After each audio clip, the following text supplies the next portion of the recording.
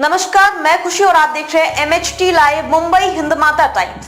आइए नजर डालते हैं इस वक्त की बड़ी खबर पर।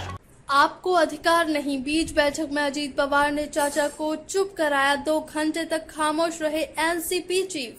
पुणे शहर में शनिवार को जिला योजना एवं विकास समिति की बैठक हो रही थी। इस बैठक में जिला संरक्षक मंत्री होने के नाते अजीत पवार भी मौजूद थे।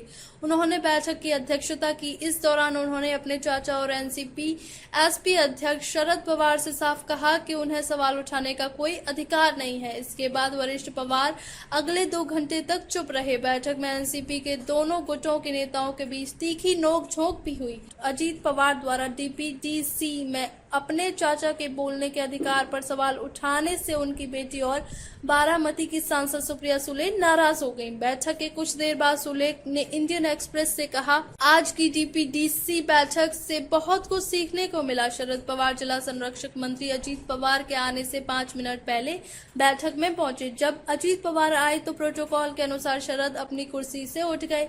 यह पुरानी दुनिया की राजनीति का एक वास्तविक उदाहरण था जिसके लिए महाराष्ट्र प्रसिद्ध है। सूले ने आगे कहा कि जब शरद ने सवाल पूछे तो अजीत पवार ने उन्हें नियम दिखाने का प्रयास किया। सूले ने कहा, उन्होंने कहा कि सांसद केवल आमंत्रित सदस्य हैं और उन्हें सवाल नहीं पूछने चाहिए। उन्होंने इस संबंध में एक सरकारी प्रस्ताव का हवाला देने की कोशिश की। मैं 18 साल से सांसद हूं। सभी सांसदों और विधायकों ने हमेशा डीपीडीसी की बैठकों में सवाल उठाए हैं।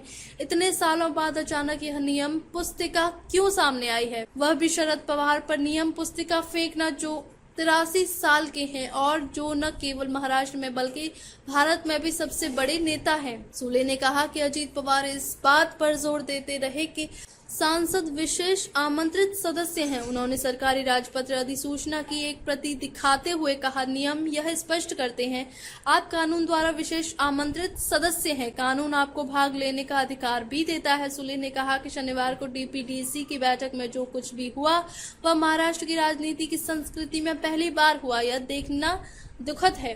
खबरों में अब तक के लिए बस इतना ही। फिर होगी आपसे मुलाकात ऐसी ही एक और बड़ी खबर के साथ। तब तक के लिए नमस्कार और देखते रहिए MHT live Mumbai Hindmata times. ऐसे ही लेटेस्ट अपडेट्स के लिए हमारे चैनल को सब्सक्राइब करें और तुरंत नोटिफिकेशन पाने के लिए बेल आइकन प्रेस करना ना भूलें। और अगर आप हमें फेसबुक के माध्यम से देख रहे हैं तो हमारे पेज को फॉलो जरूर करें। धन्यवाद।